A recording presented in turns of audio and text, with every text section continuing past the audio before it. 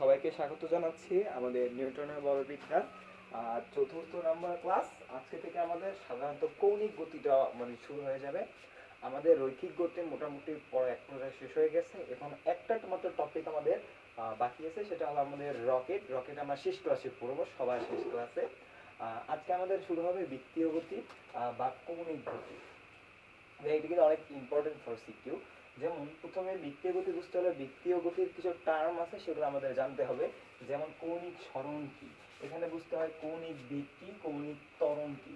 আমরা যখন রৈখিক বেগ পড়ছিলাম তখন আমরা সেখানে সরণ পড়ছিলাম, কিন্তু সেটা যখন বৃত্তীয় গতি তখন সেটা কৌণিক সরণ।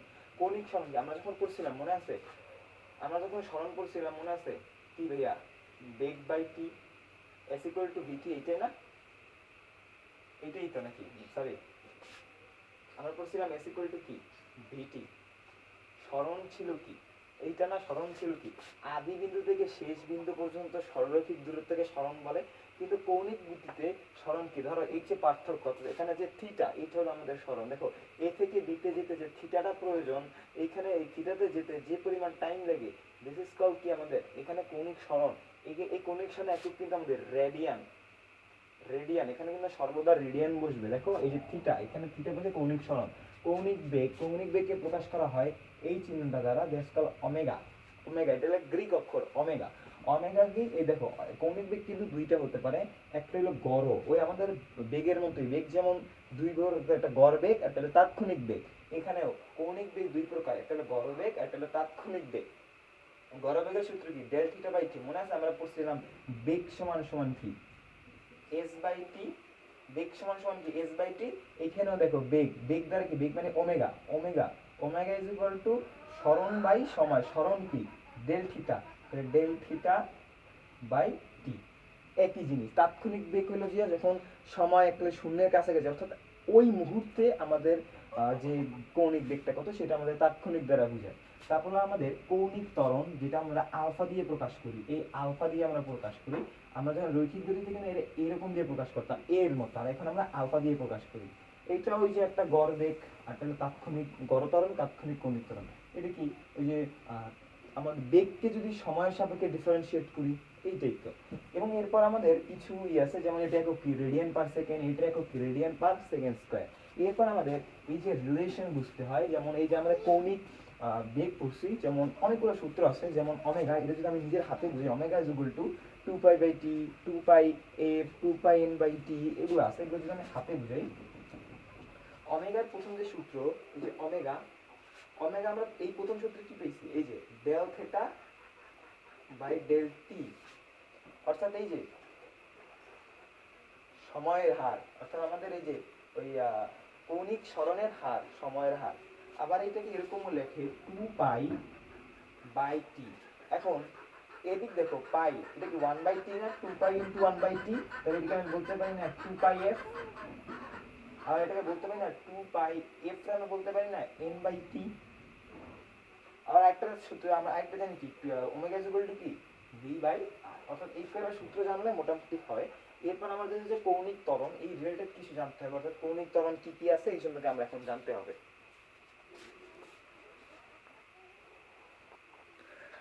সো আমাদের যখন কোনো একটা বস্তু এই বৃত্তাকার কক্ষপথ, অর্থাৎ বৃত্তাকার কক্ষপথে যখন কোনো একটা বস্তু ঘুরে, সেখানে তিনটা, আমাদের সেখানে দুইটা ত্বরণ থাকে। একটা থাকে আমাদের রৈখিক ত্বরণ, আর একটা ত্বরণ থাকে আমাদের কৌণিক ত্বরণ।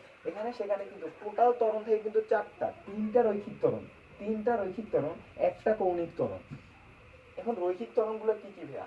স্পর্শী ত্বরণ, যেটাকে প্রকাশ করা হয় এটি দিয়ে।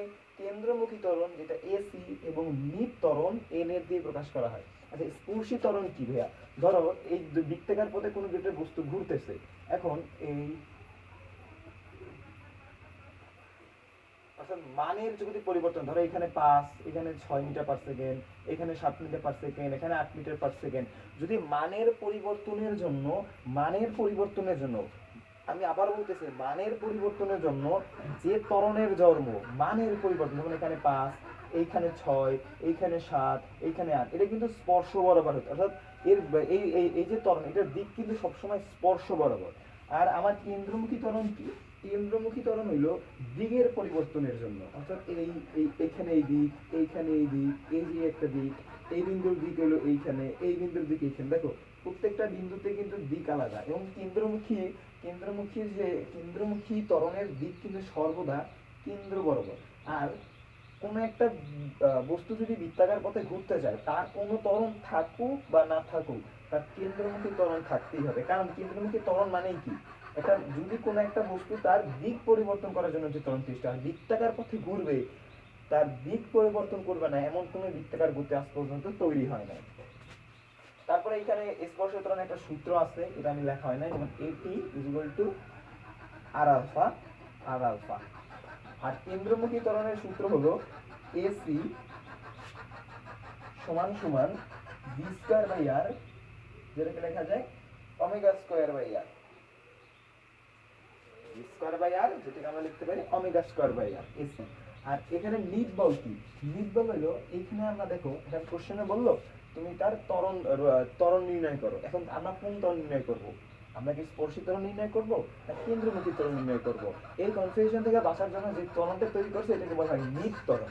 নিট ত্বরণ কি জানো? এই দুইটার আমরা গড় বের করব, এই দুইটা ত্বরণের যোগফল। যেমন ধরো এইখানে এই যে বস্তুটা, এই হলো স্পর্শী ত্বরণ, আর কেন্দ্র বরাবর যেটা কাজ করতেছে এটা হলো কেন্দ্রমুখী ত্বরণ। এখন দুইটা এটার লব্ধি বের করব, লব্ধি হবে আমাদের নিট ত্বরণ। আর আমাদের যে কৌণিক ত্বরণ সেটা তো আমরা আগেই পড়ছি, আলফা। কৌণিক ত্বরণকে আলফা দিয়ে প্রকাশ করা হয়। এটা হলো কি del omega by del t, অর্থাৎ আমাদের যদি ডিফারেন্সিয়েট করে দিই তাহলে হয় কি ডিডিটি অফ ওমেগা। তো আমি যদি শর্টে একবার রিভিশন দিয়ে দিই, আমাদের ত্বরণ কিন্তু আছে কি, আমাদের ত্বরণ দুইটা ত্বরণ কাজ করে যখন বৃত্তাকার পথে, একটা রৈখিক ত্বরণ, একটা কৌণিক ত্বরণ। এখন যখন রৈখিক ত্বরণে কিন্তু তিনটা ত্বরণ আছে, স্পর্শী ত্বরণ, আমাদের কেন্দ্রমুখী ত্বরণ, আর একটা হলো আমাদের নিট ত্বরণ। এখন আমাদের স্পর্শী ত্বরণ কখন, যদি তার মানের পরিবর্তন হয় তাহলে সে ত্বরণ কাজ করবে, বা যে ত্বরণের সৃষ্টি হয় তাকে আমরা বলি স্পর্শী ত্বরণ। সেটা সূত্র কি, এটি is equal to R lambda. আর আমাদের কেন্দ্রমুখী ত্বরণ কি, সাধারণত দিকের পরিবর্তনের জন্য যে ত্বরণের সৃষ্টি হয় তাকে আমরা বলি কেন্দ্রমুখী ত্বরণ। আর কোন একটা বৃত্তাকার বস্তুতে কোনো ত্বরণ থাকুক বা না থাকুক, আমার এই কেন্দ্রমুখী ত্বরণ সর্বদা থাকবে। কারণ বৃত্তাকার পথে ঘুরতে হলে তার অবশ্যই তার দিকের পরিবর্তন ঘটাতেই হবে। যদি সে দিকের পরিবর্তন না ঘটায় তাহলে সে কখনোই বৃত্তাকার পথে ঘুরতে পারবে না। সুতরাং আমাদের এই যে কোনো এসি কিন্তু অনেক ভ্যালুয়েবল একটা ত্বরণ, এবং এখানে সূত্র তুমি দেখতে পাচ্ছ এসি সমান কি M B square by R, এবং এটাকে লেখা যায় M omega square by R, M B square by R বা ওমেগা স্কয়ার বাই আর। আর আমাদের নিট ত্বরণ কি, আমাদের দুইটা ত্বরণের লব্ধি, অর্থাৎ স্পর্শী ত্বরণ আর হলো আমাদের কেন্দ্রমুখী ত্বরণের লব্ধি হলো আমাদের নিট ত্বরণ। আর আমাদের আরেকটা আছে কৌণিক ত্বরণ, যেটাকে আলফা দিয়ে প্রকাশ করে। তোমরা একটা জিনিস লক্ষ্য করছো, আমরা যখন স্পর্শী ত্বরণ লিখছিলাম ওখানে আমরা সূত্রটা লিখছিলাম এটি is equal to R alpha, অর্থাৎ কৌণিক ত্বরণের সাথে কিন্তু স্পর্শী ত্বরণের একটা সম্পর্ক আছে। আচ্ছা,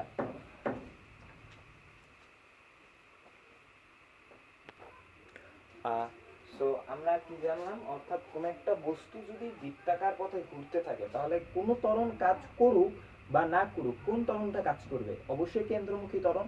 এখন অনেক সময় আমাদের বৃত্তাকার পথে ঘুরতে হলে অবশ্যই কেন্দ্রমুখী বলের যোগান দিতে হবে। কেন্দ্রমুখী এটা আমরা কিভাবে দিই, যেমন আমরা যখন সুতা বেঁধে, ধরো এখানে বেঁধে যখন ঘুরাই, ধরো এখানে আমি একটা কোনো সুতা বেঁধে বা হাতে যে চাবির রিং এরকম করে যদি যখন ঘুরাইতেছি, এটা কিন্তু ঘুরতেছে। এটা কেন ঘুরতেছে, যেহেতু বস্তুটা ঘুরতেছে, বা চাবির রিংটা এরকম করে যখন আমি ঘুরাই, যখন চাবিটা ঘুরতেছে, তার মানে চাবিটা কিন্তু অবশ্যই এই আমাদের যে কেন্দ্রমুখী বলের যোগান দিয়ে ঘুরতেছে। এখন এই যে কেন্দ্রমুখী বলের যোগান দিতেছে, সে কিভাবে দিতেছে, ধরো এগুলো আমার হাত, মানে এগুলো আমার আঙ্গুল, এই আঙ্গুলে আমাদের ওই যে আমাদের ধরো এখানে একটা পাথর বা চাবি করে আমি ঘুরাইতেছি, আমি এরকম করে ঘুরাইতেছি। এখন এইটা যে আসতেছে, দেখেন কেন্দ্রমুখী বলের যোগান দিয়ে সে ঘুরতেছে। কে যোগান দিতেছে, এটা তার ওই যে টান বল এখানে যোগান দিতেছে।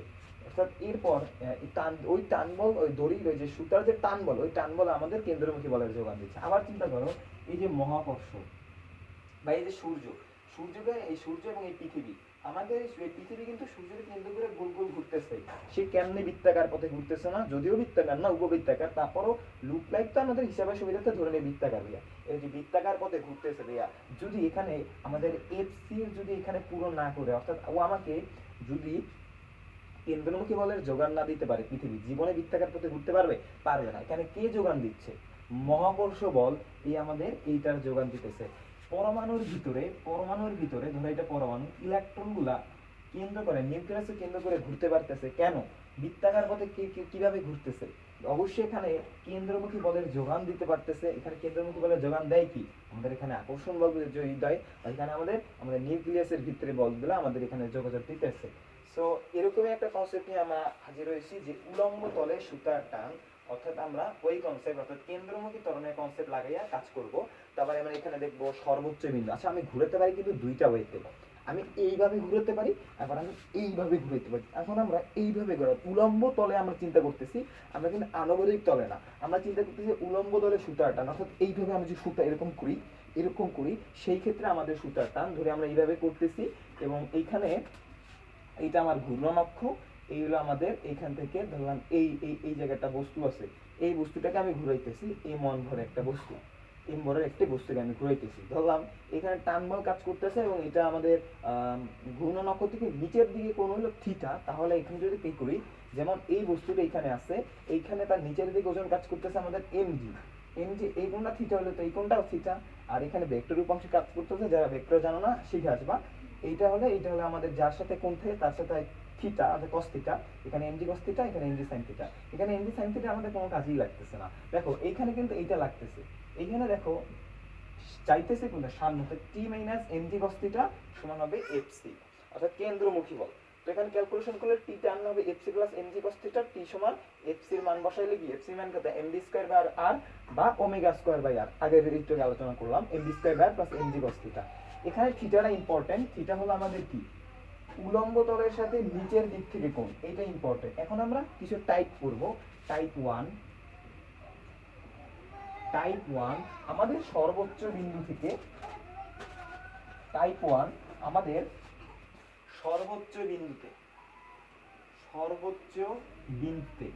সর্বোচ্চ বিন্দুতে আমাদের কি হবে? সর্বোচ্চ বিন্দুতে সুতার টান কি হবে? সর্বোচ্চ বিন্দু মানে কোথায়? এইটা সর্বোচ্চ বিন্দু মানে কত? এই যে এটা না সর্বোচ্চ বিন্দু? হ্যাঁ, সর্বোচ্চ বিন্দুতে বলো এখানে এই যে নিচের দিক থেকে কোণ কত? 120 ডিগ্রি। তো সূত্রে 120 ডিগ্রি বসাও, 120 ডিগ্রি। দেখো এমনি 120 ডিগ্রির মান কত? cos 120 কত? মাইনাস না? cos 120 দেবে এখানে করো, তাহলে কি আমাদের এই সম্পূর্ণটাকে মাইনাস আসবে না? সুতরাং যদি এখানে 120 ডিগ্রি বসাই তাহলে এটা এরকম আসবে, t সমান mv স্কয়ার বাই r এখানে minus mg minus mg cos 120 degree মান ক্যালকুলেটরে তুমি এই যে cos দেখতে পাচ্ছ না জানি না, cos এখানে কত 120 ডিগ্রি বসাও, তোমার আসবে -1/2 -1/2। যদি এখানে বসাও তোমার আসবে কি mv স্কয়ার বাই r এখানে মাইনাস mg, যেহেতু cos 120 ডিগ্রি মান যদি তুমি এখানে বসাও। এবার হলো সর্বনিম্ন বিন্দু মানে এই জায়গা। এখন বলো ঘূর্ণন অক্ষ থেকে এর কোণ কত? 0 ডিগ্রি না? তাহলে এখানে 0 ডিগ্রি বসাও। mv square r plus mg cos 0, cos 0 এর মান কত? cos 0 এর মান হলো 1। তাহলে এটা ক্যালকুলেশন করলে এখানে বসালে কি হবে? t সমান কি হবে? mv square by r plus mg। এবার আমরা কোথায় নিব? এবার আমরা নিব এই জায়গায়। এরপর আমরা যদি এইখানে নিই তাইলে কি হবে? দেখো ঘূর্ণন অক্ষ থেকে এটা কি 90 ডিগ্রি কোণে না? সুতরাং এখানে mg cos 90, cos 90 এর ভ্যালু কত? 0, cos 90 এর ভ্যালু 0। তাহলে এখানে কি সমান কি mv স্কয়ার বাই r। এতটুকু বুঝছি না? এখন যদি বলে আনুভূমিকের সাথে 60 ডিগ্রি কোণে, আনুভূমিকের সাথে 60 ডিগ্রি কোণে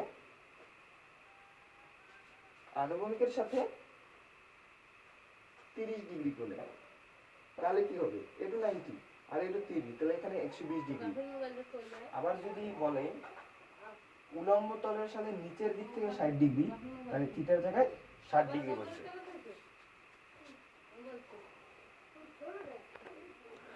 সো এবারে টপিক হলো ব্যাংকিং। ব্যাংকিং জিনিসটা যাতে তোমরা ফিল করতে পারো সেজন্য আমি সম্পূর্ণ আগে থেকে কিছু লিখি না, এভাবে আমরা এইভাবে লিখবো যাতে তোমরা ভালোভাবে ফিল করতে পারো। আচ্ছা, ব্যাংকিং এর প্রথমে আমরা কেস 1 লিখবো, আমাদের কেস 1।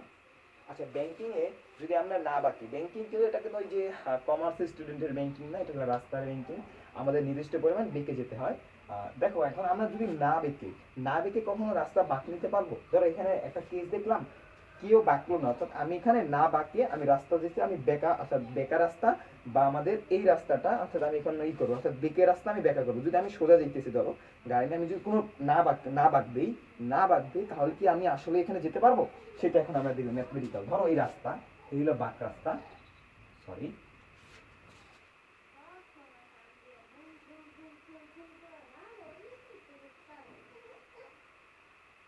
ধরলাম এই সেই বাঁক রাস্তাটা, গ্রেটেস্ট চিত্র অঙ্কনকারী আর চিত্র আঁকতেছি, এত সুন্দর চিত্র হবে, চিত্র জিনিসটাই বুঝবে না। ধরলাম একজন বাইক নিয়ে আসতেছে, সে সোজা আসতেছে, সে কিন্তু কোনো বেঁকা যায় নাই। তাহলে দেখো এই সে তার এখানে ভর এমজি, এটা হলো এমজি, তলে অবিলম্বিক প্রতিক্রিয়া আর উপরের দিকে। দেখো এখানে আর কোনো বল আছে? ওজন নিচের দিকে, মাটি তোমাকে প্রতিক্রিয়া বল দিতেছে, তুমি ওজন দিতেছো মাটিতে, মাটি তোমাকে প্রতিক্রিয়া বল আর দিতেছে উপরের দিকে। এখানে কিন্তু অন্য কোনো বল এখানে কাজ করতেছে না। তাইলে বলো এইখানে যে ঘুরবে কোন একটা বস্তু বৃত্তাকার পথে ঘুরতে হলে তাকে আগে এই যে কেন্দ্রমুখী বলের যোগান দিতে হবে। এখানে কেন্দ্রমুখী বলের কেউ যোগান দিছে? দেয় নাই। তাহলে কি এটা এখানে কিন্তু তুমি এফসি কেউ দিছে, এফসি যোগান তো কেউ দেয় নাই, তাহলে এটা বৃত্তাকার পথে ঘুরতে পারবে না। তাহলে কি হইবে? এই চান্দু এই রকম করে যাবে। তাহলে বলো ও যাইতে চাইছিল কোন বরাবর? ও যাইতে চাইছিল এই রকম বরাবর, কিন্তু যাবে কিভাবে? এইভাবে, এইভাবে গিয়ে পদ্মার নদীতে পড়ে যাবে। তাহলে এখানে কি হবে? দুর্ঘটনা ঘটবে, এখানে অ্যাক্সিডেন্ট ঘটবে। এখানে কি ঘটবে? আমাদের অ্যাক্সিডেন্ট ঘটবে। এবার আমরা কেস 2 দেখবো। কেস 2 কিরকম? কেস 2 তে আমরা দেখবো বেঁকে, আসলে আমরা যদি বাকি, আচ্ছা হ্যাঁ, রাস্তা বেঁকানো, আমি বেঁকা রাস্তা যদি এরকম বাকি তাহলে কি আমরা রাস্তা পার করতে পারবো? চলো দেখি। ধরো এখানে কেস 2, ধরো এই রাস্তা এরকম, আমরা রাস্তা বেঁকে তো হাসি দিতে, যাক ধরো এখানে আমরা একটু বেঁকাই দিলাম, ধরো এই হুন্ডাটা, ধরো এই চালক একটু বেঁকাইয়া, একটু একটু বেঁকানো অবস্থা, সে এখন কিন্তু একটু বেঁকানো। ধরো তার এমজি কাজ করতেছে এই বরাবর, তার ওজন এমজি কাজ করতেছে এই বরাবর, কিন্তু সে কিন্তু যখন এরকম হয়েছে সে কিন্তু প্রতিক্রিয়া একটু বেঁকা ভাবে দিছে। তাহলে মাটিও তাকে প্রতিক্রিয়া একটু বেঁকা ভাবে দিবে না? দেখো সে কিন্তু প্রতিক্রিয়া এই বরাবর দেয় নাই, এখানে এমজি এইভাবে কাজ করলো, সে কি প্রতিক্রিয়া এই বরাবর দিছে? দেখো সে কিন্তু প্রতিক্রিয়া এই বরাবর গেছে, এই বরাবর দিছে, তাহলে সে প্রতিক্রিয়া পাবে এই বরাবর, এই বরাবর। এখন এখন চিন্তা করো এই বরাবর, এটা যদি আর কি উপাংশে বিভক্ত করি, আমাকে একটা এরকম করলে এটা যদি থিটা হয়, এটা যদি থিটা হয়, এটা হবে আমার কি আর সাইন থিটা, সরি আর কস থিটা। কারণ কি যার সাথে থিটা থাকে, যার সাথে অ্যাঙ্গেল থাকে তার সাথে বসে কস, আর যার সাথে থাকে না তার সাথে বসে সাইন। এটা হবে আর কস থিটা, আর এই বরাবর একটা উপাংশ থাকবে যেটা হবে আর সাইন থিটা। একটা মজার জিনিস দেখছো, আমরা কিন্তু আগের বার কোনো কেন্দ্রমুখী বা এফসির কেউ যোগান দিতে পারে না, কেন্দ্রমুখী বলে যোগান দিতে পারে, কিন্তু এখন একটা বস্তু আছে যে কিন্তু কেন্দ্রমুখী বলের যোগান দিতেছে, সে কিন্তু আমাদের আর সাইন থিটা। তাহলে বলো এখন এটা কি বৃত্তাকার পথে ঘুরতে পারবে না? পারবে। এখন আমরা ক্যালকুলেশন করে কিছু সূত্র আনবো। দেখো এই যে আর কস থিটা সমান এম জি, আমি কি বলতে পারি না আর আর কস থিটা সমান সমান এম জি? এই দেখো আর cos থিটা সমান mg, এইটা আর এইটা সমান। আবার এই যে fc,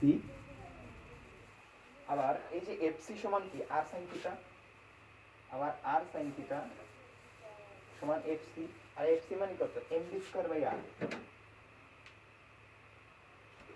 এখন যদি আমরা ধরো এটাকে 1 নাম্বার সমীকরণ, এটাকে 2 নাম্বার সমীকরণ, এখন 2 কে 1 দিয়ে যদি ভাগ দেই তাহলে কি হবে? অর্থাৎ ধরো 2 নাম্বার এই 2 কে 1 দিয়ে ভাগ দিই, তাহলে এটা লিখে দিই r cos থিটা সমান সমান বাই mg। আমরা 2 নম্বর সমীকরণকে 1 নম্বর সমীকরণে ভাগ দিছি।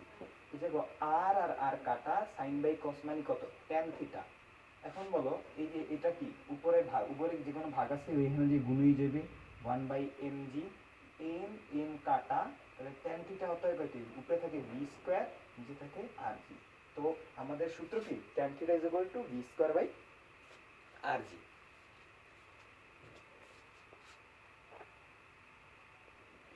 সরি ভাইয়া, এবার আমরা দেখো আমরা এতক্ষণ যে দুইটা টাইপ দেখলাম, আমরা কিন্তু অর্থাৎ হুন্ডা বা সাইকেল বলো এই টাইপগুলো কিন্তু আমাদের হয়েছে। দেখো ধরো এখন তোমাকে আমি একটা বাস দিলাম, ধরো তুমি পরীক্ষায় ফেল করছো, তোমার বাবা তোমাকে বাস কিনে দিছে। এখন তুমি কি বাস যখন তুমি বাস নিবা, এখন তুমি কি রাস্তার বাইক নিয়ে তুমি কি রাস্তার বাস কি এরকম করতে পারবা? তোমার রাস্তাকে তুমি এক চাক্কা এরকম কইরা এরকম বাঁকাইতেও দিতে পারবা না। সেক্ষেত্রে কিন্তু আমাদের কি ব্যবহার হবে, সেক্ষেত্রে আমরা ব্যবহার করবো হেলানো তল। আমরা সাধারণত রাস্তা দেখবা কিছুটা হেলানো থাকে, এটা রেস যারা দেখো তারা ভালো জানো। অর্থাৎ যখন রেসিং হয় তখন দেখবা এই যে আমাদের যে ঘুরানো অক্ষরটা এটা কিন্তু অনেক হয়, অর্থাৎ অনেক হেলানো হয়। এখানে আমরা একটু পর বুঝবো কেন এটা হেলানো হয় বা এটা ফিজিক্স কি বলে।